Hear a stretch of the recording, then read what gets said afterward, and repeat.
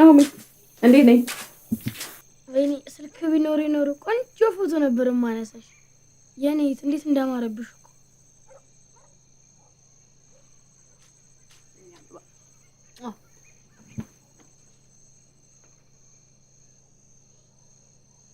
ግን ለምንድን ነው አንድ ብቻ የገዛሽው? ሌላ እንደዚህ የሚያሳምርሽን አገዥም ነበር? ለጊዜው ይሄ ይበቃኛል።